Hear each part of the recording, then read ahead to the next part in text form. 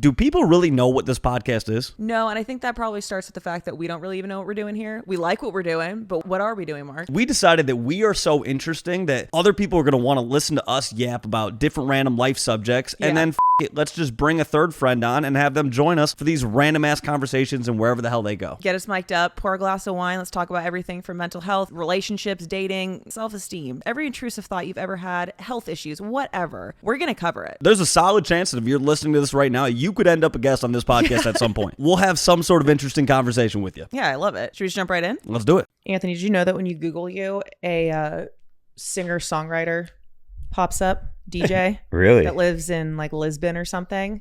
I was like, Mark, where'd you find this guy? Flew in. He was like, actually, he's from Michigan. I was like, okay, we got a different Anthony guy. Lazzaro. Wow. I know there's a race car driver too. Yes, there is. And then there's it was like some murder case. Like this guy was, it was like when we were in college in undergrad. And you had an alibi, so you're like fine. I went to I had Sprint at the time. I went to the Sprint store and the guy like puts my name in. He's like, your name's Anthony Lazzaro? And I was like, yeah. Like he's like, were you part of a murder trial? And I was like, no, what are you talking about? He's like, do you know Casey Anthony or Kate? Oh, is the Casey Anthony trial? Yeah, I guess like her. Oh my God, the child. Yeah, I guess like the guy involved's name was Anthony Lazzaro. Oh, wow. Yeah. I don't know that. I never looked into it, but you guys know Brian Laundrie? Remember the dude who killed his girlfriend? Landry, whatever. Yeah. There's the barista up the street looks just like him, and every time I'm like, you can't tell somebody you look like a guy who killed his girlfriend. But right. Like every time I walk in, I'm like, there's Brian just making me a latte here. Oh, man. I would do that. That's something I would do for sure. Yeah, and then you do it one time, and then every time he sees you, he knows that that's what you're thinking. Yeah, and then he looks at me with like a menacing look, and I'm like, is it Brian? Yeah. Then he kills me. Fuck. Make a great just wanted Netflix a coffee. Show. Yeah. No, it's actually one of my biggest fears in life is that there's going to be another Marc Colcer that does something heinous, and then like now when you Google my name, like that's what comes up. So I feel like Lazzaro, Von Stala, Colcer. Oh, that's like, a great last we're name. kind of good. We're kind of good, but like an Alex Smith, like you're screwed. An Alex Smith is gonna murder somebody. Yeah, you know what I mean? For sure. You have a Google image option though. You know. You can see what they look like is the whole thing. Yeah, but you got to hope you're not like that, screwed. Yeah, but when you search your name, multiple images are going to pop up if you got an Alex Smith. You know what I mean? So it's tough. I just think biggest fear should be more like you get accused of doing a murder you didn't do, and they can't prove that you didn't do it. Okay, I think that's okay, scarier, sure, so that would be worse. Okay, we could rank way worse things. Okay, fair. Okay, so all right, so Anthony, we've known each other since we were young. I think we were like 17 or 18 when we first came into contact. We're old now, 33. So at least I'm 33. How old are you? 34. Okay, yeah, older. Oh, damn, shit. Damn, just did that's that how purpose. we're starting this podcast off. All right. Yeah, it's one of those type of podcasts, huh? So okay. Let's say you walk up to, or somebody walks up to you and they're like, who are you? What's your story? Like, what do you do? Give me like your 30-second TLDR because I don't even know how to like properly intro you and all the 10 trillion things you've done. So give me like the 30-second TLDR. It really depends. I'll usually play like, oh yeah, I'm in the marketing world and just kind of leave it at that. Unless it's like a pointed conversation, I don't really give like a full pitch just because there's so many different things. So if somebody is like, wants to dig in, what I do is experiential production. So we actually focus on design and fabrication. So in real life activations, we work with brands, athletes, creators, and different artists to help them with whether it's like a pop-up shop, a retail experience, or some event activation that they're doing. We also do stage design for musicians and really anything in the physical world, metal, wood, any type of material conceptually that you want to bring in from the digital world, we'll design and build. What's been your favorite project this year or last 12 months, let's say? Well, there's definitely some coming up that will be my favorite, but the one that we've done, I'd say this past October, we worked with this company called GV Gallery. They're a streetwear company. They're actually based in Los Angeles, and they came to us with a crazy concept, a lot of crazy concepts, but what we landed on was this big cave dome that we built for them at ComplexCon. That was in Las Vegas, and they were amazing to work with. They gave us full creative direction. They had some inputs, and the team I have that I work with is I don't know how they did it. I can't take the credit for the design or the engineering, but somehow pulled it off. And it was like this 360 dome. It felt like you were in a cave. And then there was this huge, looked like a natural light, but it was just a soft box that we put in. So when you walked in, it was like fully closed off to the rest of the convention at ComplexCon. And you had this unique, intimate shopping experience. But yeah, that's awesome. Big creative challenge, never been done before. And we had a lot of problem solving to do. So, those are always the most fun projects, especially when you have a client that's like, hey, we just want you guys to execute, use your creative direction, and they don't give you a ton of constraints, and, they pay on time, and they're equally as stoked. That sounds like the Dark Knight Rises cave. Do you know what I'm talking about? Yeah. Bane, when you look up at the natural light, that's what it reminds me of. That's a really good reference. If you asked the team to create that, they could. They could do it. Yeah. So, okay, I feel like when people think about, like, what you just described to me is like professional problem solving. Like, that's kind of the way I look at it. Is like, hey, we have this idea, we want to do this thing. How the hell do we even begin to like get that going, right? And so I feel like a lot of people, when they're trying to figure out like, hey, I have this thing that I want to do, whether it's like starting their own business of some sort, whether it's like getting into some sort of like artistry or like, content creation of some sort, right? A lot of people just don't know where to begin, right? Yeah. And I would say in the time that I've known you, however many years it's been, you've always been somebody where it's like, if you have an idea, like, you're not the person that like has an idea and then never brings it up again. You're the type where like you have an idea, and then by, Monday of that week, you have the idea. By Wednesday of that week, you've already started executing, and by Friday, it's been accomplished, right? Yeah. And I feel like that mindset is, one, incredibly difficult to like have, because most people just don't know where to begin. So when you're like facing some sort of problem or like something that you have to solve, and it could be over the entire course of your career, like, how do you even begin to solve these problems? And like, I guess, like, do you have a mindset that you kind of approach all of this stuff with? Because again, in the 15 years I've known you, like, you've been consistent of just whatever comes your way, you're like, yeah, I'm good, I got it. Yeah, I think, you can't do anything alone. And so I've been lucky enough to surround myself with a lot of people that I look up to that have that same mindset, and that, frankly, can do it better than I can, and in different capacities. And so it becomes your norm.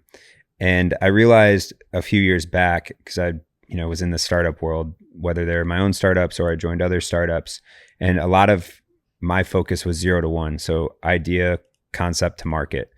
And sometimes it was scaling companies as well. But what I realized is I like to do multiple things. I love talking with founders, artists, creatives, and sitting at the table when there's problems to be solved. Like, if it's all perfect and it's just, hey, here's the plug and play, it's not really that interesting to me. And same with the people that are on my team. We like 0 to 1 stuff. So I think it's just a muscle that you build, and it is a mindset as well, but it's just curiosity. Everything that I've done has just been driven by curiosity. If there's something that I'm really curious in, I'm going to go 100% at it until that curiosity is fulfilled. And I think that, having a company like we have now, we're able to get a lot of repetitions at that in a pretty big range of projects, companies, and problems to be solved. So yeah, I think curiosity is what drives everything. Fair. What's like one small unglamorous action that consistently helps people move from idea to making it happen? I think for me, I start with the end goal. Mm-hmm. So whether it's like we're doing like, we also have a management side of our business. So if we're setting like a release for a product drop, it's what are all the steps, reverse engineering, from where that moment is until now. Mm-hmm. And just thinking everything out loud. So I always love to expand and then contract. So expand is just get all of your thoughts out. I love to use sticky notes. And when you're expanding, you're just getting all your thoughts out of everything that you have to do. You don't have to worry about how many days away you are from each step. You don't have to worry about who's doing it. You don't have to worry about the details of it. It's just step one, first layer, get all the ideas out, put them on a wall. And then once you get most of your ideas, like I always like to say, exhaust 80% of your thoughts, because the other 20% will come out throughout the process, but just get 80% of your thoughts out. And then you'll start to cluster those thoughts together, meaning you'll start to group those different things into categories that kind of go together. And then just take bite-sized chunks of things. You don't have to solve it all linear. It's like, cool, I'm going to focus on this cluster. What's the biggest priority here? Okay, cool. I have those in order now. Now I'm going to go over here. And once you have those a little bit more organized, then you can put everything in one line. And that's the way that I always break everything down is just expand. And then the contracting part is like, once you have all of those in clusters, then you can organize them in like a linear path. And you're making decisions based off the information you have at the time. So you also have to have the right mindset that like things are going to change. There's going to be new variables that come into play. But if you spend the time planning and thinking through, like I just described, when those new variables come into play, it's really easy to see where they rank in terms of priority and, you know, all the details that come along with it. So that's usually how I break things down. Work backwards. I like that. Yeah. You see how his brain works? That's why I like it. Yeah. It's because to me, I mean, again, I think a lot of people struggle with, like we talk about the 0 to 1. I think most people struggle with getting like 0 to 0.0001, like just getting that tiny part going. And I think, you know, I think one of the benefits, we mentioned AI for a quick second, but like one of the benefits of AI is that you can now just be like, okay, I want to start my own Pilates studio, and you can go into ChatGPT and search, what is the first step of starting my own Pilates studio, right? And it could give you a full-on game plan of like, here's all your idea generation that you really even need to do for like just starting this physical business, right? And so we have all this like technology now available to us that we didn't have, you know, years ago. So before, when you wanted to start something like that, like it was you were your own ChatGPT, like trying to figure out what the solution was and what is the next step and how do I get started.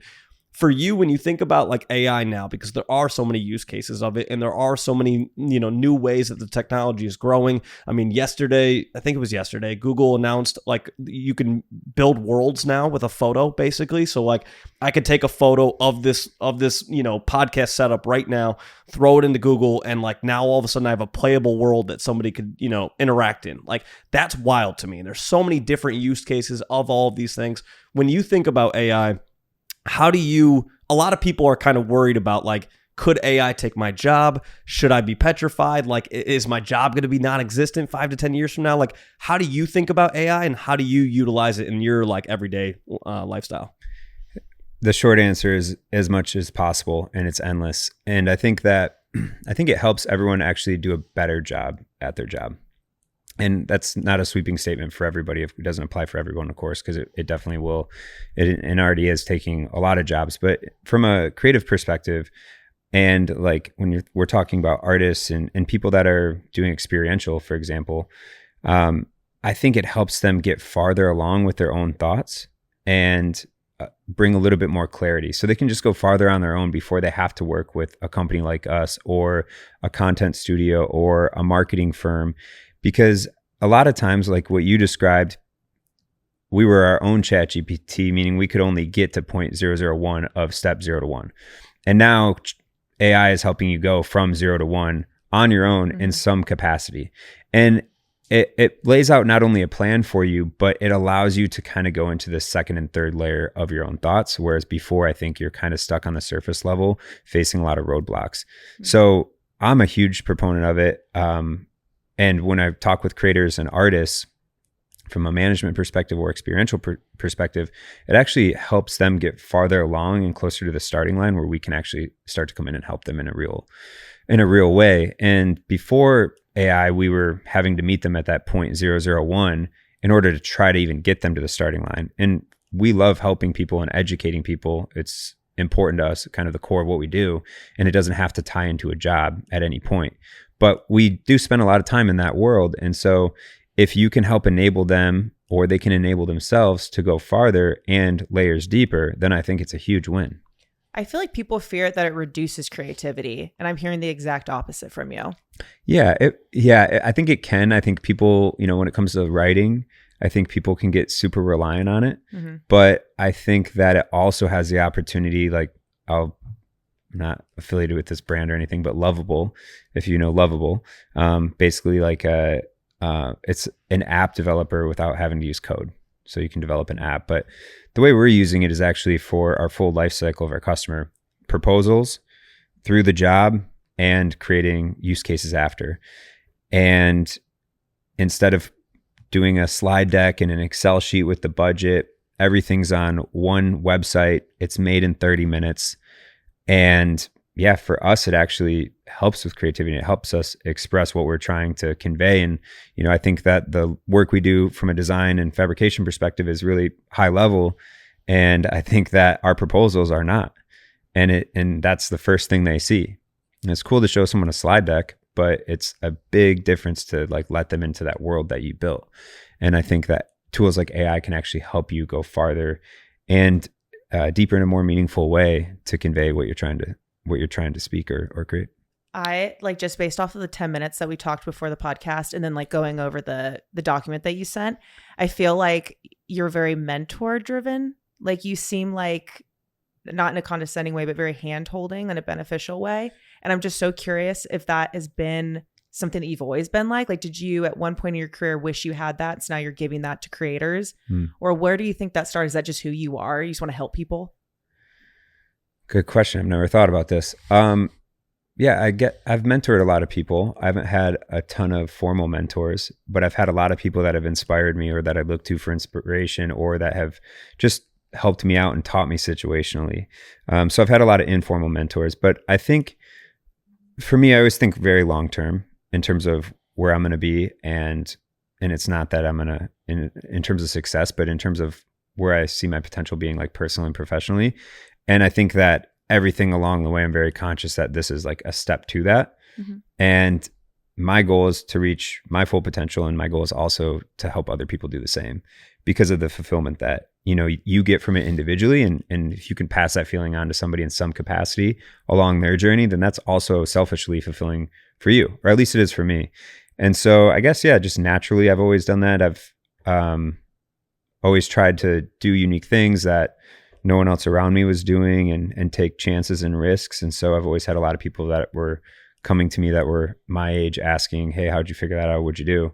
And I was always just like, oh, here's how I did it. Here's some templates. Let me help you. And it was always gratifying to watch them go and actually do that. So yeah, I guess it's just been a part of that's really refreshing. That's super refreshing. I feel like competitors like gatekeep all the time. Yeah, I definitely see that a lot. And I think that's what makes our business a little bit unique in the space that we're at, or that we're in, is it typically is pretty competitive. And I have weekly calls with other fabrication shops, you know, people that have been doing it for 30 years. I'm learning from them, but I'm also giving them all the information I have in terms of marketing, content, you know, what we're doing with our customer lifecycle, who we're working with. Because I think at the end of the day, like, you know, we were talking just before this, the next 3 years in Los Angeles alone, you have all these monumental events. And it's like, we're going to get a bunch of jobs in. We're not going to be able to do all of them. And vice versa with other companies. So if you already have that trust and that rapport with one another, it's really easy to work with other people. It's like, again, you can't do anything great alone. I mean, I think, and too, in the time that I've known Anthony, like Anthony's been the type of person where if you can help somebody, do it. And don't worry about, like, there's never a hidden agenda there. Like, there's never like a mindset of, okay, but I'm waiting for this to come back around. Like, you just know if you go about life kind of the right way, it's going to come back around. And I think there's something about when you operate like that in life where everybody knows they can trust you, good things just come your way. Like that's the way that I look at that. And that is the, like, you're the type of person where if I said to you, hey, here's, you know, all the ability to access all of my funds, everything like that, don't do anything with it. Don't touch it. You know, I would trust that you wouldn't. Like I would know that you wouldn't. And there's not many people in the world that I think you can trust like that. And so I think then that affects the way that like other people treat you in business, because they get that vibe from you so quickly of like, yeah, I know I can trust this guy, and therefore like, yeah, I don't, like, why would I not want to help him out? Because I know that there's not some hidden agenda here where he's trying to figure out a way that he can like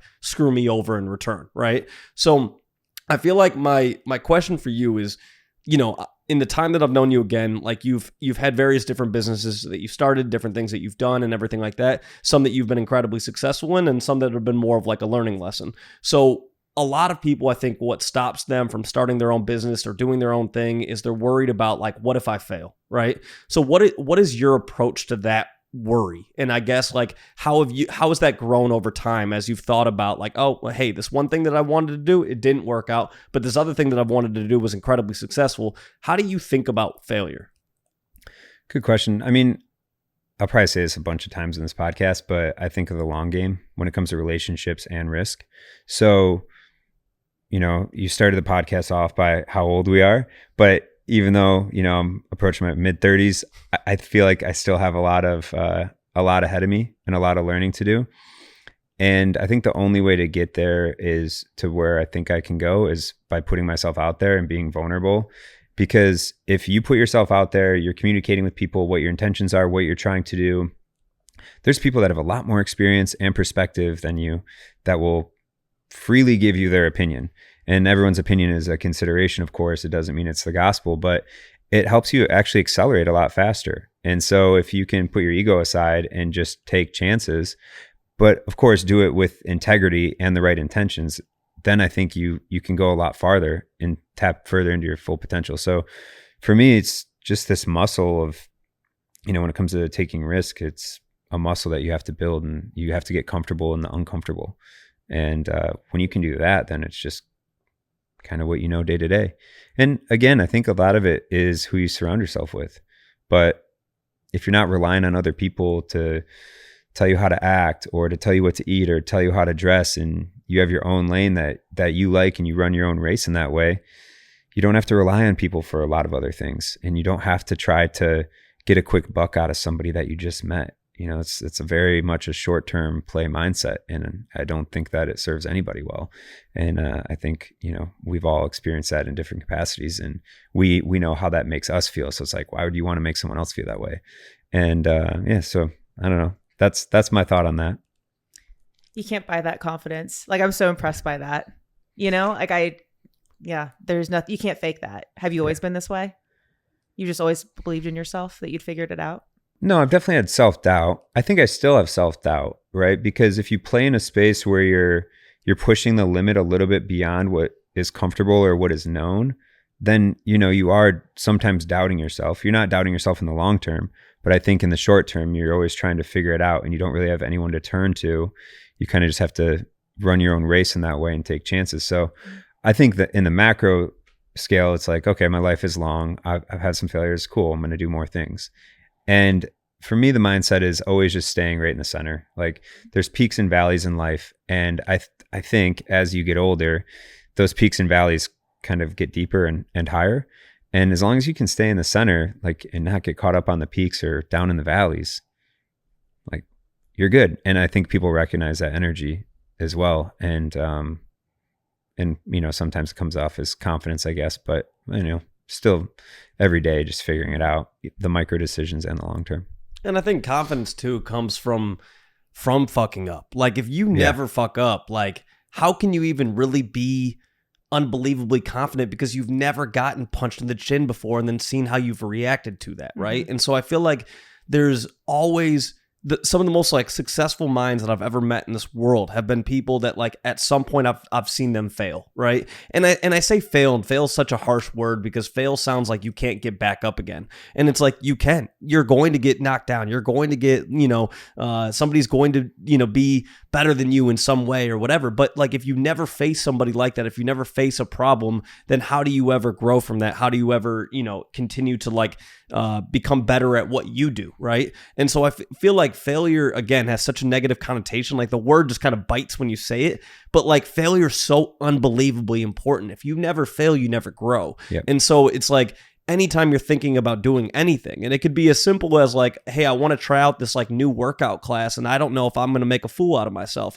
If you're afraid of failing, then you're never going to grow. It's like, if you walk into that workout class and you absolutely look like a clown the first time, you'll be better the second time, but you have to start with that first time, right? And so, I just feel like, again, failure is something where instead of looking at it as such a negative, you got to look at it as like a necessary part of growth. And the moment you change your mindset like that, everything else just gets easier. Yeah, I couldn't agree more. I mean, I think when we talk about building that muscle, it's like I put myself in positions intentionally to fail every single day in some capacity. And it could be as simple as a workout. I'm going to push it. I'm going to pace it. I'm going to push it, and I'm going to fail.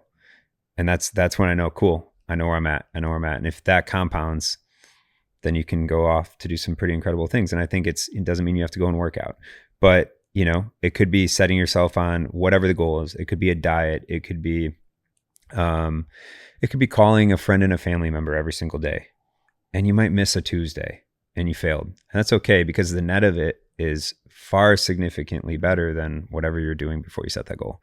So I think always putting yourself in a position where, you're going to fail. It's not going to have any like negative ramifications. I think that's like important from a risk perspective. But yeah, on the macro scale, like you've seen me fail in businesses, and they're like some of the best things that ever happened to me. Yeah, I mean, it's kind of weird. It's weird to say because it's going to sound negative for a second, but I almost like when I see you fail, because I know what's going to come from that is going to be like exponentially better. Totally. So propel him forward. Yeah. And I think, especially because like when we met, we were hosting and doing concerts together at like 18 years old, right? And like we had the craziest shit that would happen back then and the craziest experiences. And we're 18 years old and we don't really even know what we're doing, but we're like faking it till we make it in a lot of ways of just like trying things, doing things, having random problems that you would never expect. And then somehow you have to deal with it and like overcome it. And like we did that a million times over, but it was like, that's what we saw each other doing so many times growing up. And so then when you see that, then you're like, hey, I know this person can deal with this because they've been there before and they've gotten through it and all of that.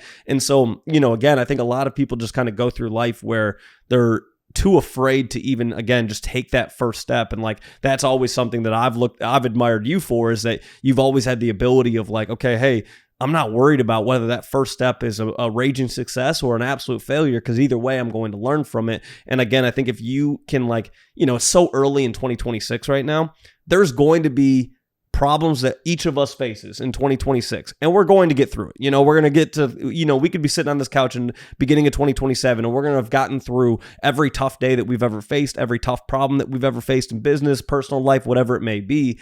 And so it's like, once you kind of just accept, okay, hey, I know I'm going to have some moments like that, then you know that you'll get through it. And then you're not afraid to face anything, because again, there's an other side of it, and I will get to the other side of it. I just sometimes have to like, get kicked in the teeth before I get to the other side of it. So I appreciate that. Yeah, I agree.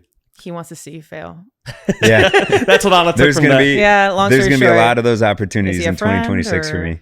Yeah, right. 2026. I feel like the world's just like cruising right now. It's doing so well. Like I don't really think any of us are gonna have bad days. Oh yeah, no. Things no are looking up around here. Yeah, no problems in the world right now. Let's just make sure that sarcasm just is coasting. understood. Yeah. I know. Yeah, apparently I don't have a good sarcastic tone. Anthony, do you have like I feel like you'd be the type of person to be like, you know what, I'm going to do 100 miler. Like, do you have any goals this year of like, okay, from a personal level, like here's this thing I want to do this year? For sure. Yeah, I'm kind of building up endurance sports again. So I was like pre-COVID into COVID, I was doing a lot of them. And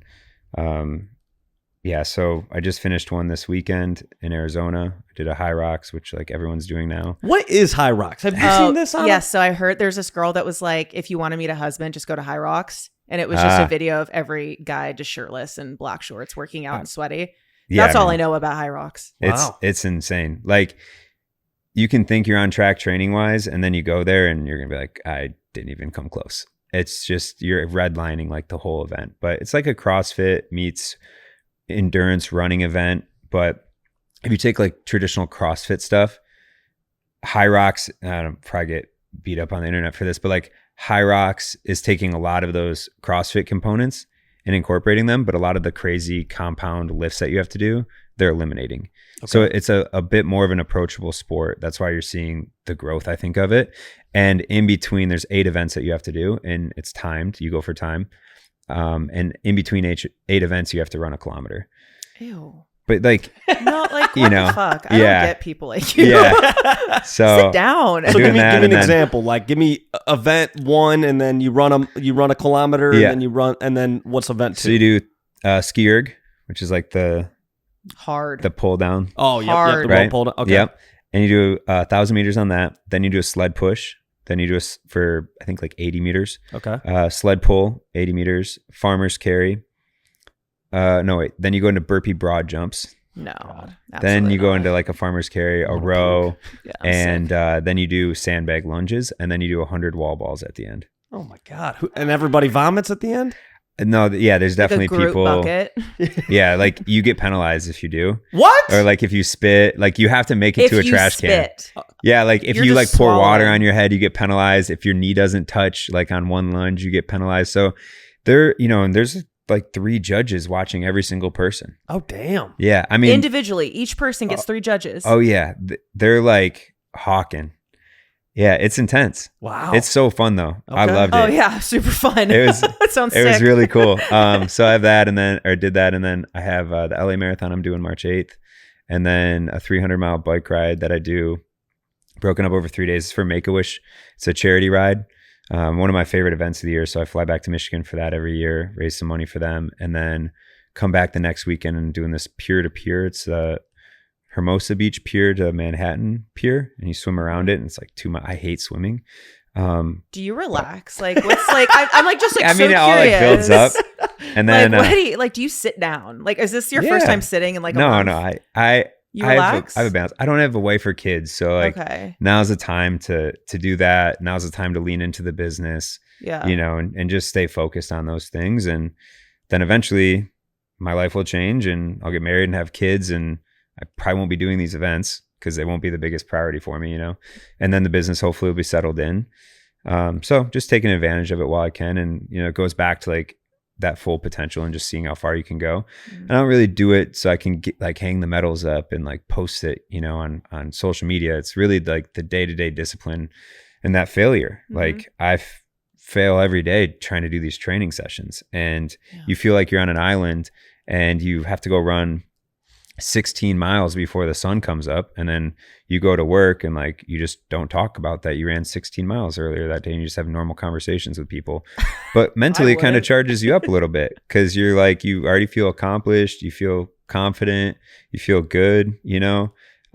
So for me, it's like, how do I put myself in the best position to help my business partner, help the people that I work with, help our clients? And for me, the solution is do hard things fitness wise. So that's why I do it. But then, yeah, so I go from that into, I'm doing a half Ironman in Santa Cruz in September. And then this thing called, No Shortcuts, which I'm really excited about. So it's this running, easy. Yeah, sounds fucking easy. This running relay race from, Santa Monica to San Diego. So you have 8 people, you go in a cargo van and you run the whole race, but you split it up however you want and you go for time. So it's just like 1 mile sprints, and then you have like 40 minutes in between because the other 7 people have to go, and you're just caravanning down and relay racing down there. You run like 7 or 6 minute and 30-second miles for like 12 hours. Kind of fun. That kind of sounds sick. That one sounds kind of fun. And can you drink beers? Like, I feel like you could if you want. Drink beers. That'd be kind of crazy, but drink beers in between running a it's 7-minute it's a party mile? bus. you guys can join my team. You can do that. We'll see how it goes. There's where the puking's going to come back in. We'll bring a bucket. I will be docking points. Yeah. It's so funny when people talk about like pushing potential, because I feel like there's people like you, the freaks, that do the running and the biking and the lifting. And like my potential is more like hot dog eating contest. Like how much could I eat? Oh, is that cool? I think so. Like I feel like I want to push that threshold, not like lifting and speed, you know? See how many dogs you can crush in an hour? Absolutely. Probably like a ton. I mean, I think if we're actually being serious with it, I think the discipline of being able to take on any challenge, and it could be something as simple as a food eating contest, right? Or simple. Like, you know, just I don't know. Like I watched this video the other day. It was disgusting, but it was this couple that they went to a baseball game, and every inning he had to drink a beer, and every inning she had to eat a hot dog. Fun on dream date. Honestly, Anna, I was watching it and I was like, I could so see Anna doing this. But like, and so every time they had to get like, he got a different kind of beer. Every time she got a different kind of hot dog. Oh my God. It was like disgusting by the end of it. Like she's getting like a brisket hot dog and like it looked heavenly, but not after you've had 8 of them. Right. So, but then I looked at that, and at the end of it, he's hammered, right? Yeah.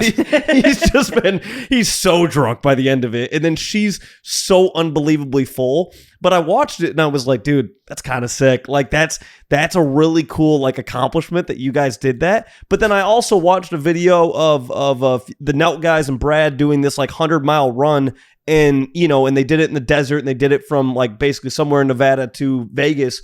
And I watched that, and they did it in like 27 hours, and I was like, that's unbelievably impressive too. So I love just seeing people take on a challenge and just do it. And like, whether it's something that's really productive for them or not, like either way, I feel like it's the discipline of being like, I've got this idea and like, fuck it, I'm going to do it. And I feel like that mindset is just so unbelievably important. So it's like, as much as I want to see you do the San Diego run and everything like that, I also want to see Anna do like a hot dog, Yeah, you do. 9 dogs in 9 innings. Like, Yeah, you do. I respect it. I respect the hustle. I feel like when I initially heard everything you were saying, I was like, that's just so intense. And then I'm like, wait, it's actually kind of playful. Like if you get an idea and then you do it, it's like life is not that serious. It's not that deep. Like why not? Like I have the same amount of time as everybody else. Let me just like maximize it, not in a competitive way, but like how can I make this day super fucking cool? Yeah. You know? Yeah. Kid-like I almost. kind of look at it like, the discipline part is one benefactor. I think the other benefactor is like, because I'm playing like a really long game with what we're doing, you have to come up with some short wins. So it's like these events really help. And even like I'm training for a full Ironman in April of 27, really long ways out. But all these events help me to that, like realize that goal. Like I have to have some type of, some win or some type of feedback, like positive feedback and fulfillment. I can't wait till April of 27, you know? So, all these things kind of build up to that. So kind of makes sense that way. And by the way, there's like people that are doing way crazier stuff than what I'm trying to do, which is inspiring. But I don't think I'm going to go like that far. I think that'll kind of be do the Ironman, and I think I'll be fulfilled. Yeah, I mean, so it's like he's a not going to go dopamine that hit. far. He's only going to do an Ironman. Oh, you're only doing a full Ironman? No, but people do like these 100-mile races in the woods overnight, and it's like Blair Witch Project. I'd be Crazy. willing to bet that at some point you do a 100-miler. I mean, there's this one in Michigan I'm looking at. Yeah, but no, like, 100% for sure. I don't know. It's Without a doubt. It's just like at some point it takes up so much time. Yeah, that's fair. So yeah, we'll see. Well, not if you're running a 6-minute mile.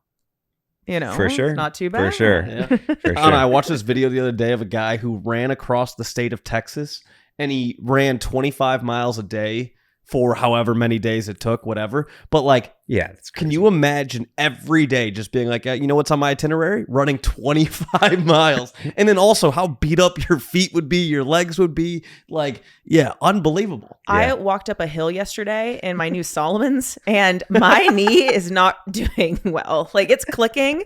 And like when I got off the plane today, I was like, do one of these. It's cramping. I'm not built for that. I don't have the same body that you guys do. Don't look at me. I don't You have jog. this. You jog. I jog. Yes. I do kind of want to do high rocks though. I have thought about that. I think you should. Yeah. There's one in Anaheim in December. Do it. Okay. Oh yeah, that's far enough away. I'll give you my training plan. Okay, fair. Yeah, I'm in. Even stuff like that though, training plans. Like if you're right now, like, okay, hey, I want to run a marathon or whatever, you can just put that into ChatGPT right now. Like that's the stuff where I think like AI has such great use cases. Is like years ago you would have had to probably hire somebody to be like, hey, train me to like, how can I get to this point? I have this goal, like, how many calories do I need to eat if I'm going to run a marathon? Like things like that like you would have had to hire somebody to tell you that answer. And now it's like you can use ChatGPT to figure that out. And that's, again, just taking all this like full circle, but like using AI and like finding ways to like, to solve the problem that you're trying to face here is like, it's just so much easier now with AI. So instead of like, fighting with it, like, man, just use it to make your life easier. For sure. I think the throughput is one thing, and then also just being able to go farther on your own is another. Yeah. So wait, there was a thing I really wanted to pivot to, and it was that you mentioned that you try not to judge people off of their current identity, but of their potential. Yeah. Can you elaborate on that? Because like whenever people talk about potential, I always feel like it's more of a reflection of them versus the other. Because it's like, if I were you, like I could see you doing this. Do you get what I'm saying a little bit? Yeah, for sure. So yeah, when I meet people, I don't really talk about what they do, for a living. I always talk about, one question I always ask people is, what are you looking forward to coming up? That can be a wide open question. And then from there, you kind of understand what they're working towards. And then you can kind of bring it to like farther down the road. And, everyone's working towards something. Everybody's on a journey, and life is long, hopefully. So for me, somebody could be working as a barista at the coffee shop, maybe different than our example earlier, but working as a barista at the coffee shop. And if you actually get to know them as a person, you can understand that they're also an artist, and they want to do X, Y, and Z, and you listen to their music and you see them starting to make progress and putting stuff together. It's like, judge them based off of what you think they're going to be down the line and treat them that way. Got it. So it's more career versus like personality based, or like ethics or decisions they're making personally. It is both, to your point. I think a lot of people, their whole entire identity sometimes can be their career. Yeah. And I think that people judge them based off of what that is currently, and it's not a representation of who they actually are holistically in that current moment, but then also, you know, in the future and what they're trying to work towards. So for me, I always like trying to help people understand or see things maybe they can't see in themselves. And because I feel like that's just the way that I think for myself. So I like to help other people unlock that. And so that's probably the tie-in of why I'm always trying to understand people and where they want to go and what they're trying to do and what their ambitions are. And also, like, are they a good person? Do they have a good moral compass and integrity? Yeah. You know, are they just trying to meet somebody, walk into a room and have their life changed? There's a big difference. Very. So when you meet somebody and you're like, okay, I see this potential this person has, but they're not seeing it right now, right? What is, in your opinion, the best way to motivate that person? Or what would you say to them? Because my only thing is, I like that question. I'm very aggressive with it. What I'll do is I'll say to somebody, one of my buddies, I was working out with him once. He had some goals he wanted to accomplish. And I said to him, because he wasn't finishing a rep, I said, if I had a gun to your head right now and said, finish this rep or I'll shoot you, you'd finish the rep, right? And he's like, well, yeah. And I'm like, okay, then imagine there's a gun there. Now go finish the rep. And so that's a rather aggressive example, but like, that's how I motivate people, is like a theoretical gun here. So for you, when you're, again, let's say you meet somebody, you're like, this person has all the potential in the world, but they're just not getting it. What is the thing that you would say to them, or how would you find a way to motivate that person? I think it's just consistency over time, you know? So like when I go and meet somebody for the first time, I'm not putting all these pieces together, but I am getting kind of a gut check on, do I want to follow up with them? You know, I always follow up with people, but do I want to follow up with them? What am I going to follow up with them about? And then trying to dig further and I guess just being curious. It's really easy to think about other people from a third person perspective. Like if you're in it and you're so inundated and you're so busy and you're so consumed with everything going on in the world, it's really hard to think about long-term for most people. And it's pretty easy to recognize when somebody's fully in that. And you can understand that if you can help pull them out or let them zoom out, then it actually allows them to get past these mental blocks that they have on their own. So it's less about me trying to do a bunch of stuff for people, and it's more about me trying to help them do it on their own. Does that make sense? Yeah, absolutely. 100%. And I think that's like a consistent theme, even with the artists we work with. Like we have a couple of core values with the way that we do management, because we don't rely on management for our full income. And when people do, they have to do things a certain way. And so for us, we try to teach them how to fish. This is their, like, whether they're an artist, it's a brand we work with, like this is their whole life. And we respect that. We're not trying to be in the spotlight. We're trying to be behind the scenes. We're not doing sunset clauses on our contracts. It's like, we want you to go as far as you can. And so we have to make decisions based off that. We also don't make decisions on behalf of the artists or the clients, even though we easily could, and they are always asking for us to do so. And sometimes we have to, but if it's like directional or kind of within the company vision, or it's like something really hard, it's our job to provide them with the right information so they can make the right decision. They shouldn't have to go and dig up all this information because they have to make a lot of decisions. So I think that that's just like a consistent thing, is like, I'd rather teach people how to do it so they can do it for themselves. And I think that's whether it's seeing their full potential and them realizing that, or it's helping them unblock themselves, whether it's mental or it's some other constraint. Miyagi. Yeah. Anthony's nicer than me because I'm the type where I know. I just yell at people. I'm just like, you're being fucking stupid right now. Like, you could do so much better than this. What the hell are you doing with your life? And then usually I always say there's like a portion of time where you'll probably hate me, and eventually you'll be like, ah, damn it, he was right. And then you look forward to like, like showing the father at the end of the day, like the fish you caught. You know what I mean? Like, it's almost kind of like that's a wild example. Your daddy that gets the fish shown to him. Got it. I think that's important though, because like there's no guessing who you are. Yeah. And since I've known you, you're outspoken, right? So no one, in a good way though, but nobody has to guess who Mark is. Yeah. People just know who he is. And that's probably why people go to you for feedback. and for your opinion, because they know you're not going to just try and make them feel good. You're going to give them a real honest opinion. Mm-hmm. Yeah, that's fair. That's so fair. there's a lot of advantages to having a personality like that. I mean, I do claim to be the nicest asshole you'll ever meet in your life. Like, that's what I say is that, like, yeah, I'm probably not going to deliver whatever news it is in the most gentle way possible, but I am going to deliver it in the most effective, in my opinion. Yeah. Like, I'm going to tell you exactly what's on my mind. You're never going to have to wonder how I felt about it. And then if you take well to it, then we'll stay close forever. And if you don't take well to it, then like we probably won't. But also, I expect that same in reverse. Mm-hmm. If I'm lacking in some way, I want you to call me out. Like, I want you to be on my ass about something. Like, if I'm sick and I'm not getting something done, like, I want you to say to me, hey, if you were completely healthy right now, you'd be yelling at your sick self saying to get this done. So like, go get it done still. And like, sometimes you need that motivation, and like, it's because it's out of love. And I think, again, if you know that the people around you are going to be with you forever, right? Then like, you always look at it from the right perspective, because you know that they're telling you this because they want the best for you, right? And so I think a lot of people surround themselves with people that don't push them out of fear that like they'll lose them. And it's like, damn, if you can surround yourself with people that like, no matter what they say to you, that person's staying in my life. They have my best interest at heart. And like, sure, they may not deliver it in the best way possible or the nicest way possible, but I'm going to feel it. I'm going to feel what they're saying. I think that's sometimes like, yeah, I don't know, very important. And obviously everybody's different. Everybody needs to be motivated in different ways. But like, when someone needs that, like, it's important. It's valuable. Yeah. It's not easy advice to give. Yeah. Again, it's not always the most fun. Yeah. You seem to like it. You seem to. He's built the muscle. Yeah. I built the muscle. Yeah. Yeah.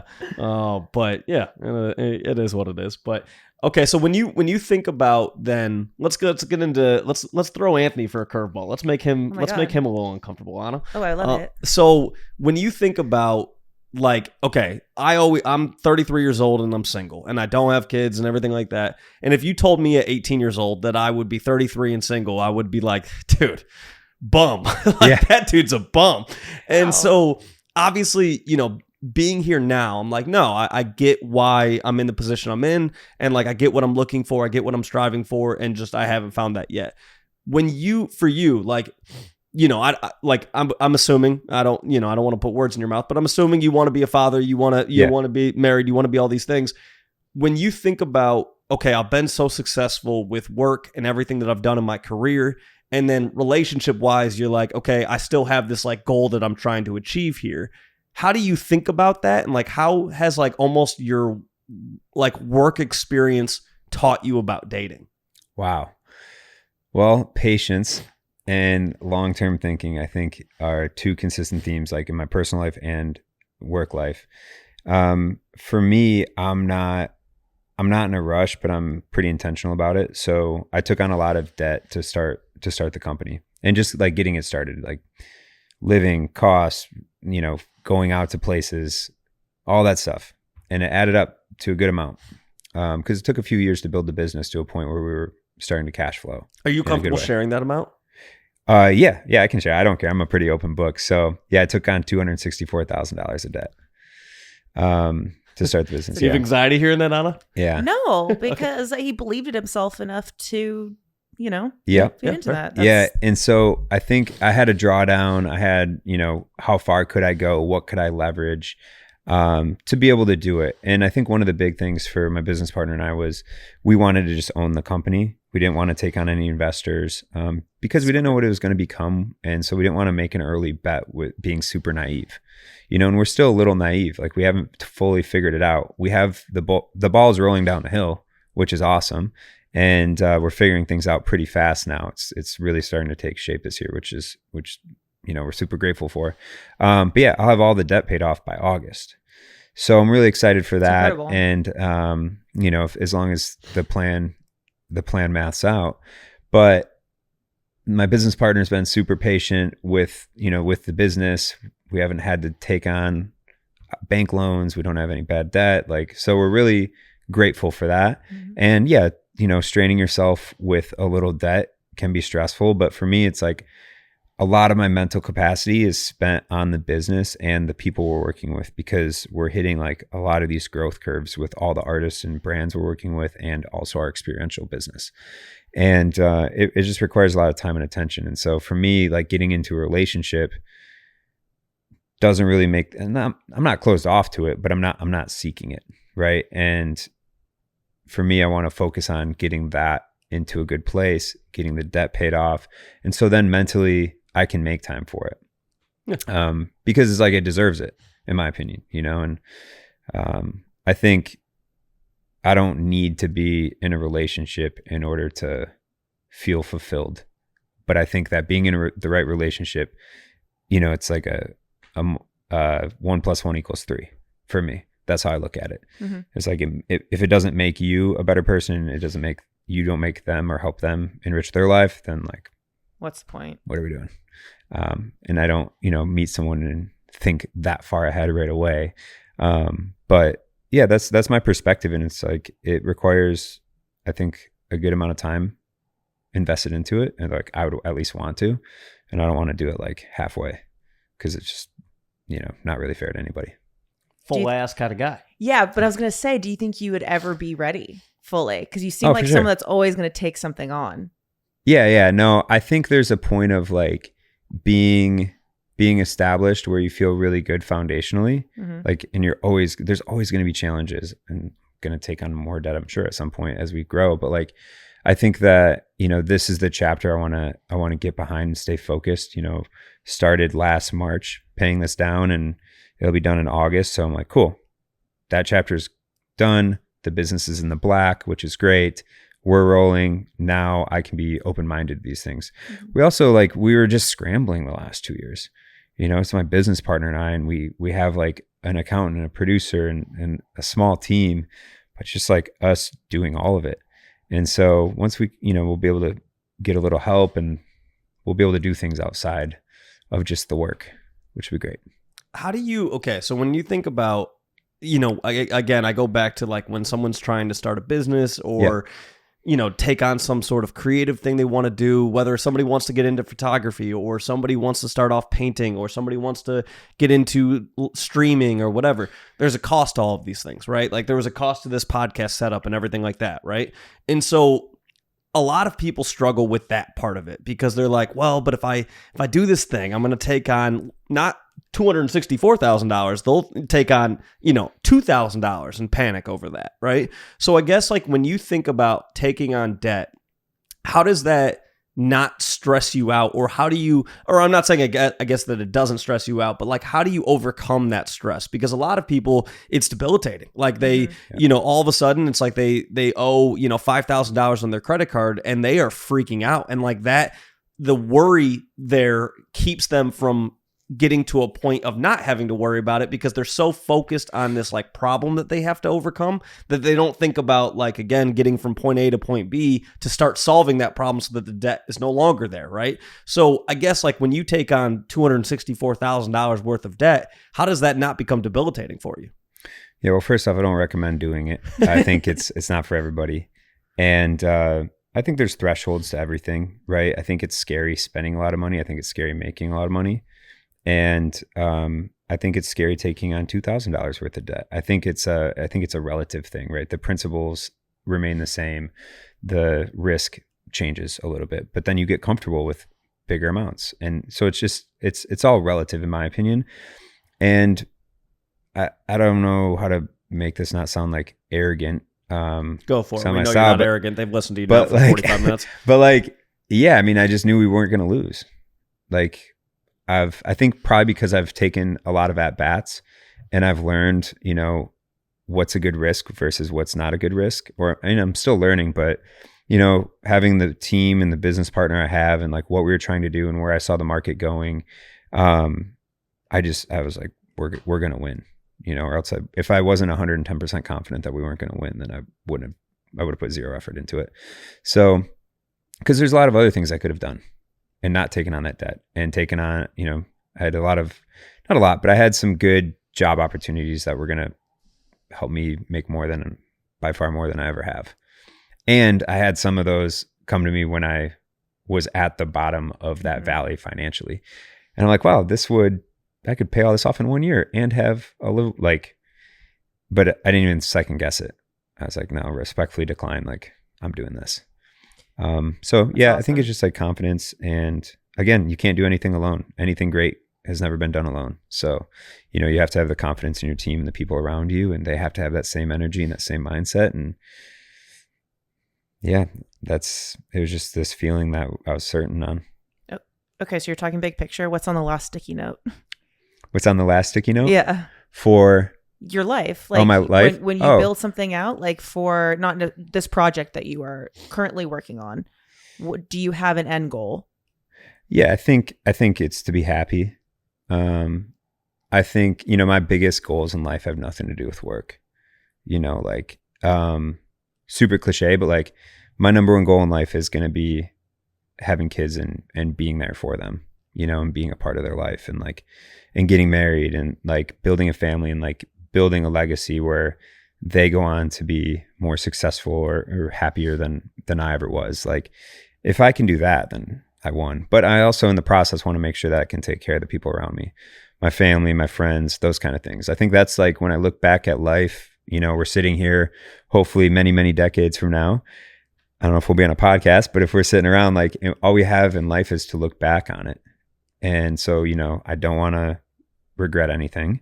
So that's like my biggest fear is regret. So I'm always conscious of that. I'm always conscious of like, how am I influencing people? How am I impacting people? Because again, this might sound arrogant, but like my internal mindset is like, I've already made it. I'm already like, it's already set. Like, it's already going to happen. I just can't quit. And as long as I don't quit and I continue to treat people in the way that I think is right, then that's all going to work out.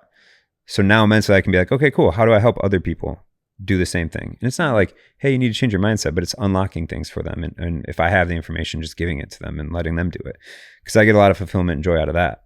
So I think if I can do both of those things, then it leads me to be my ultimate goal, or that last sticky note to your point, which is happiness. That's cool. I mean, yeah. That's cool. Yeah. That's sick, man. I like what you said earlier about the, like, if I know I won't fail, then like I'm not afraid to do anything. And if I believe I will fail at this, then why would I do it? Like, that doesn't make sense, right? And so I think about that because it's something where a lot of people worry about, again, like the what if I do fail, right? But it's like, do you believe in yourself, right? If you're, let's take like a small challenge. You're like, hey, I want to lose 10 pounds, or I want to do dry January, right? If you have that goal and you tell yourself, like, I'm not going to allow myself to fail here. Like, I'm going to lose that 10 pounds. I'm going to not have a drink for the next month. Like, if you can instill that discipline within yourself, then there's no problem that you'll face that you can't overcome. And so when you take on $264,000 worth of debt, it's you saying to yourself, I believe that I will be unbelievably successful at what I'm doing. And I'm so confident here that I'm going to take on this debt. And if I so happen to fail, it will not be a failure. It will be me realizing that whatever I'm doing here is not the right solution. And so therefore, why would I double down and make the problem worse? Instead, I'm going to solve it. Like, instead, I'm going to, whether it is taking a job that you maybe isn't like your exact dream job, but it's a job that allows you to pay down that debt. And then once you pay down that debt, boom, you go on your next adventure, right? But like, whatever it is, it's reminding yourself that there is a solution to whatever problem that you'll face, no matter how dark or deep the problem may seem, there's still a solution. And so if you can just approach it with that mindset of like, I'm not going to fail. I'm not, because there is no such thing as failure at that point. There's just bigger hurdles, So I guess like that's what I take from that is like, yeah, failure doesn't really exist at this point. It's just a bigger hurdle. Yeah, definitely. And what I always look at with whatever I'm spending any amount of effort doing is this transferable to something else? Mm-hmm. And the answer is always yes. You just have to figure out what that thing is. Yeah. And so when you look at people that like job hop or jump different industries or careers or roles or whatever it may be, even different companies, what you're really doing is you're building all these different skill sets that are transferable even to other industries. And so that's the story that you tell, not only yourself, but other people. If you're in the corporate world or you're working for somebody else, like, I don't want to come across as like, oh, everyone should go and take on an irresponsible amount of debt and go for their dreams and be confident in it. It's like, that's some people's path. It's definitely not for everybody, but if you are working a 9 to 5 and that's your path, that's amazing. That provides stability. But even within that, you're going to take risks because you're going to take on new jobs. You're going to apply for other companies. You're going to be nervous to do that. You're going to be scared to do that. And if you are, then that means you're probably taking a risk, and a big enough risk to where you're uncomfortable. And that's oftentimes a good thing. So always think about what's transferable, what transferable knowledge am I gaining here, or skill sets am I gaining here? So it's not like a one size fits all. It really, I think, is universal. I love that mindset. Yeah. Well, hey, I think that's a great place to wrap this up. I feel like, Anthony, we got to have you back on. And like, I wanted you two to meet because I was like, one, I mean, you two are people that I've known for some of the most like formative years of my life. Like I've known Anna my entire chapter of living in LA. I've known you since I was, in college and, not knowing what the hell I was going to do next and like all of that. And so I wanted you two to meet. And I also knew this conversation would be something that like I would come out of this inspired. I hope Anna, I could say the same for you and for anybody else that's listening to this of like, whatever you want to do, you have the ability. You have the capabilities of accomplishing, whether it's doing something like a High Rocks, whether it's doing something like starting your own business, whether it's trying to figure out how to build a cave so that somebody can have a cool interactive shopping experience, like whatever it may be, there's a way to do it. Hot dog competitions, whatever it may be. So, it's just like, yeah, that's the reason why I wanted to do this. And so, obviously I appreciate you taking the time and chatting with us, but like, I came out of this ready to run through a wall. Anna, how do you feel? I could also do that. No, I want to know, do you guys do like consulting? Like, could I book like a Skype session with you? Yeah, you just call me we do. Can we vision board? Like, what do we do? Yeah. How do we do this? Let's get the ball rolling. No, for sure. I think like for me, I always love, even if it's an hour of time, like we have a lot of artists that will come and approach us and say, we want you to manage us. Mm-hmm. We don't have the capacity to do it, but it's like, what can we accomplish in an hour? There's a lot of things we can unlock for people that we know, and we have templates and things that we use on a day-to-day basis that we just say, here you go. And if it's something that's like a little bit deeper, we do artist consulting where we'll do these 5 sessions, nominal price, but that's kind of the way we can help. But oftentimes I'm just helping people for free, which, I have a lot of friends that are like, you got to start charging, you can't do that. Or you got to develop a course. And I'm like, nothing against courses, just not for me. I'd rather just hop on the phone with somebody, give them advice, share a bunch of files, check in with them a month later, make some adjustments and watch them run. I love that price. Yeah. Amazing. Holding you to it. There it is. Well, hey, we appreciate you coming on. Yeah. And again, this couch wouldn't be here if it wasn't for Anthony, because he helped me move into this place. So so thank you for that.